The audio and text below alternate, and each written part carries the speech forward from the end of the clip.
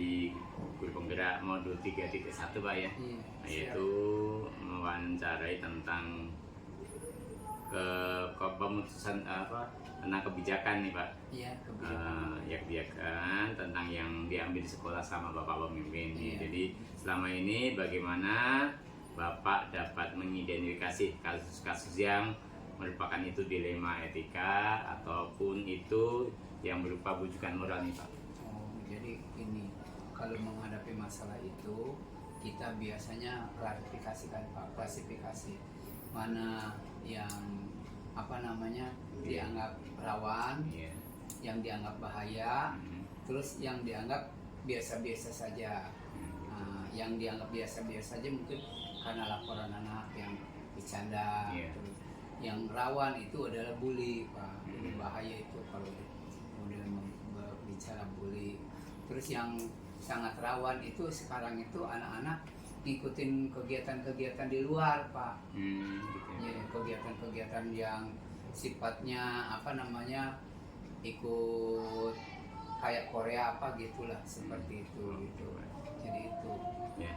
Selama ini nih Pak, bagaimana Bapak menjalankan nih keputusan pengambilan di sekolah, terutama untuk kasus-kasus yang dimana ada dua pertimbangan nih Pak, yang sama-sama benar ataupun itu sama-sama yang mengandung nilai kebajikan gitu.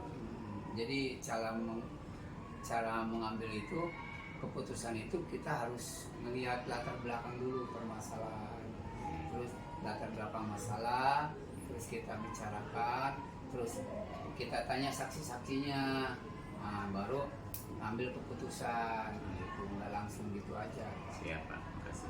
Yang selanjutnya nih Pak, langkah-langkah apa nih atau prosedur seperti apa nih yang biasanya Bapak lakukan tuh selama ini?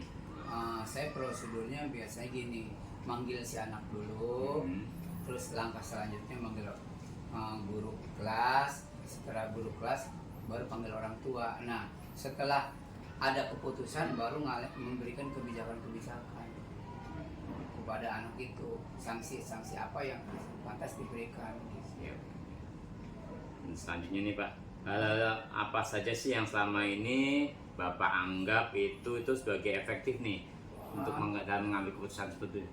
Yang efektif itu gini Pak, masalah siswa itu umpamanya bully, itu dengan hukuman KJP biasanya itu efektif. Jadi umpamanya ini kamu nanti nggak dapat KJP gitu, jadi biasanya anak takut. Cukup efektif Pak ya. Gitu. Selanjutnya Pak, hal-hal apa saja nih yang selama ini jadi tantangan nih Pak dalam pengambilan keputusan yang pada kasus-kasus biasanya kasus-kasus itu kan ini orang tua yang nggak terima Pak. Kalau KJP diputuskan sama siapa sih yang biasa nerima duit 2,5 sebulan terus hilang kan, itu orang tua yang nggak terima gitu biasanya. Itu yang jadi dilema Pak. Dilema jadi gitu. Dan kita juga kasihan juga sebenarnya, cuman keputusan itu emang harus diambil gitu, masih ada timbang rasa lah gitu. Biar ada efek jerah Pak ya. Biar ada efek jerah. Ini sekarang nih Pak, apakah Bapak nih punya tata kala atau jadwal nih dalam penyelesaian kasus yang ada ini Pak untuk pengurusan etika tersebut? Jadi gini Pak, kita melalui pembinaan ke siswa yang dilaksanakan setiap hari pembiasaan. Jadi dengan cara pembiasaan itu kita kasih nasihat, kita ngasih tahu gitu. Nih kalau begini melakukannya akibatnya ini. Terus kalau jadwal ya sesuai dengan yang guru piket gitu. Siap. Iya, Pak.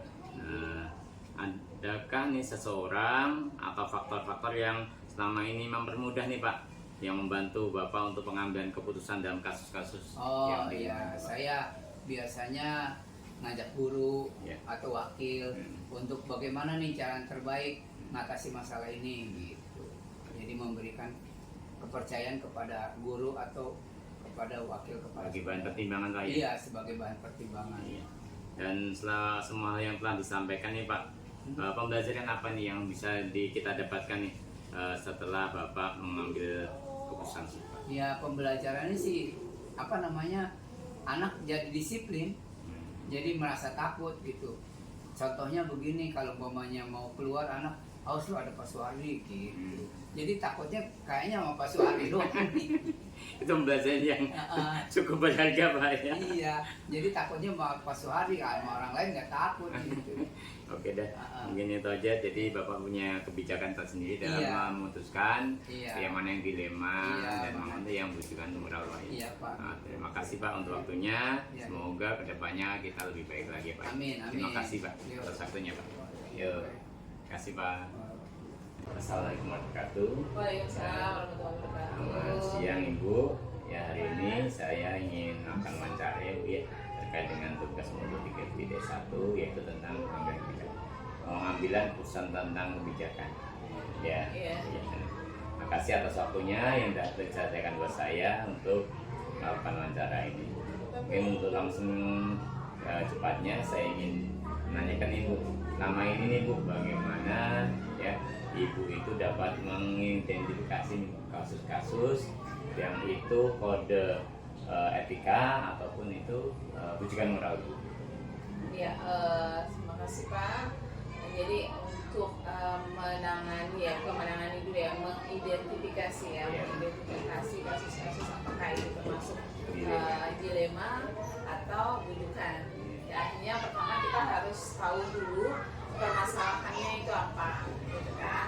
Mengidentifikasi ini masalahnya apa, lalu penyebabnya apa. Jadi kita tahu persis masalahnya sehingga untuk masuk apakah dia dilema etika atau bujukan. Oh gitu ya, terima kasih. Mungkin selama ini bagaimana Ibu menjalankan keputusan Ibu yang pengambilan itu di sekolah, terutama tentang kasus-kasus yang dimana ada kepentingan yang sama nih Bu, benar atau sama-sama mengandung nilai kebajikan itu. Iya. Pertama ketika menemui sebuah kasus atau masalah, kita penanganannya kita lihat tadi ya. Kalau ini pasti lebih pada kasus ini ada di guru, ada di murid, atau ada di orang tua. Nah itu kita harus pahami dulu. Nah ketika sudah kita memahami itu, lalu kita lihat jika misalkan nih siswa yang sering datang terlambat, gitu ya.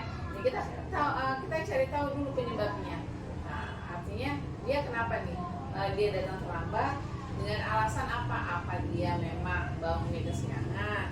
Apa memang dia bantu orang tuanya nih untuk cari nafkah lah untuk jajan dia.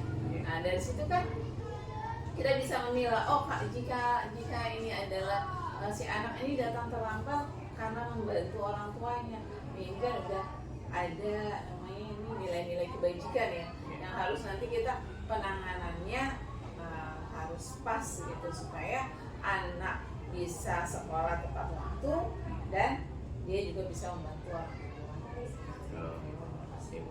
Yang selanjutnya Bu, ini langkah-langkahnya nih Bu, atau prosedurnya seperti apa yang biasa Ibu lakukan selama ini?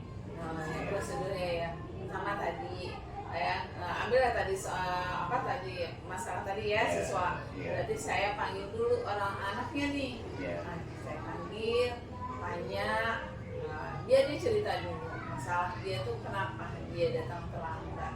Nah dengan kita mengidentifikasi tadi dari jawaban-jawaban dia gitu ya, sehingga kita tahu titik istilah benang merahnya itu penyebab dari masalah dia datang terlambat, kita akan istilahnya dicek dulu ya kebenarannya betul, seperti apa gitu ya, fakta-faktanya kayak gitu. Ya. Ini Bu, selanjutnya hal apa saja sih yang selama ini Ibu anggap efektif dalam pengambilan keputusan pada kasus-kasus dilema etika ini? dalam dilema etika ya. Ya. Artinya lebih pada, kalau saya lebih pada pendekatan secara personal ya, personal approach. Artinya tadi kita cari tahu dulu di dalam diri dia tuh penyebab dari masalahnya. Nah, gitu ya. Itu yang paling dianggap paling efektif Bu ya. Iya, paling efektif. Ya, selanjutnya hal-hal apa saja nih Bu yang selama ini merupakan tantangan nih dalam pengambilan keputusan pada kasus-kasus dilema politik? Apa yang jadi tantangan utamanya nih Bu? Iya, Jadi yang paling itu ya antara kalau dilema etika itu kita perasaan nggak enak ya, perasaan nanti enak apa enggak. Nah itu sebenarnya perasaan-perasaan yang membuat keputusan kita objektif apa enggak gitu. Nah, artinya kita ketika di sekolah ya, saya yang lebih pada keputusannya harus pada berpihak pada siswa gitu ya. Bagaimana keputusan ini dapat membuat siswa ini berkembang tumbuh dan berkembang sesuai dengan yang kita harapkan. Terima kasih. Apakah Ibu selama ini memiliki nih tata cara atau jadwal nih tertentu dalam penyelesaian kasus nih Bu, misalkan tentang etika dilema, apakah Ibu langsung menyelesaikan di tempat ataukah memiliki jadwal khusus untuk menyelesaikannya? Kalau jadwal khusus ya enggak ya, karena kan kalau masalah kadang kan nggak diprediksi gitu kan. Kalau masalah itu kasus itu tidak diprediksi, artinya ketika memang ada kasus yang memang harus ditangani ya secepatnya ditangani supaya tidak berlarut-larut gitu ya. Cepat terselesaikan Bu ya. Iya, cepat gitu. terselesaikan. Apakah seseorang atau faktor-faktor yang selama ini mempermudah Bu? Adakah nih Bu yang faktornya yang bikin keputusan itu lebih mudah Bu dalam pengambilan keputusan? Iya, kalau faktor yang membuat mudah itu ya ketika kita tahu akar permasalahannya ya, lalu orang-orang yang terlibat dalam masalah itu siapa, kita libatkan gitu supaya tadi masalah itu ya tidak melebar kemana-mana dan itu permasalahannya bisa selesai Bu ya. Iya. Dari semua hal yang disampaikan Ibu, pembelajaran apa nih yang didapat Ibu bisa dipetik dari pengalaman Ibu yang telah dalam mengambil keputusan ini Bu? Iya. Dalam pengambilan keputusan ya, yang pertama ya tadi ketika kita mengambil keputusan dalam sebuah institusi pendidikan, yang pertama itu kita harus berpihak pada siswa. Lalu kita melihat yang kedua nilai-nilai kebajikan.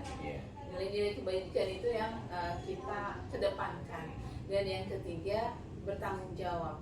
Artinya bertanggung jawab itu kita harus sesuai dengan peraturan yang ada seperti itu. Artinya tidak melanggar aturan gitu. Seperti itu. Jadi ada tiga ya. Pertama tadi berpihak pada siswa, lalu nilai-nilai kebajikan itu juga muncul dan bertanggung jawab. Tentang paradigma yang ada itu tetap dilibatkan juga Bu ya? Bisa ya, bisa dilibatkan paradigmanya. Uji-ujinya juga pasti dipakai juga Bu? Iya ada, iya betul, uji ke istilahnya benar salah, benar-benar gitu, istilahnya itu pasti ada gitu. Terima kasih Bu, mungkin itu aja dari saya. Terima kasih waktunya telah membantu ya tugas di sini. Semoga depannya apa yang menjadi kewajiban kita dalam pengambilan keputusan ya, baik itu dilema etika maupun rujukan moral, kita bisa memilahnya Bu ya dengan baik ya, sesuai dengan apa yang ada di hati nurani kita ya. Ini itu aja, terima kasih Bu. Sekian. Assalamualaikum warahmatullahi wabarakatuh. Waalaikumsalam warahmatullahi wabarakatuh. Terima kasih Pak.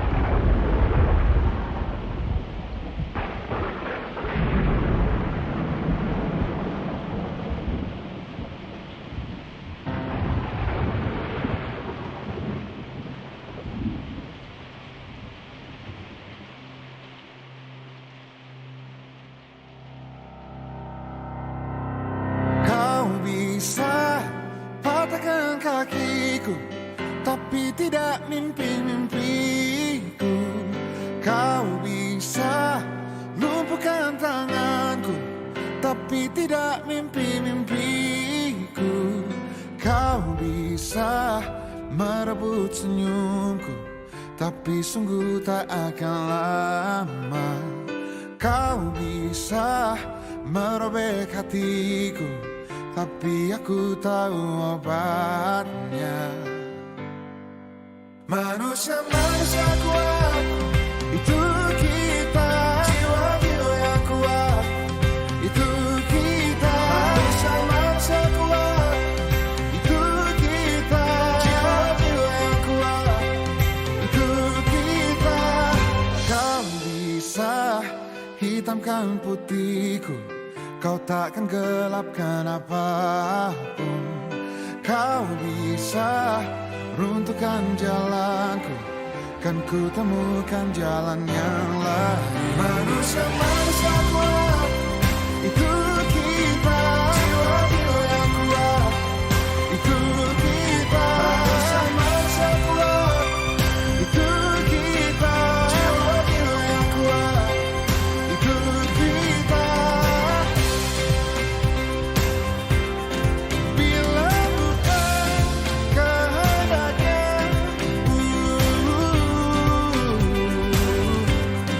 tidak satu pun jelasmu akan bawa bahaya.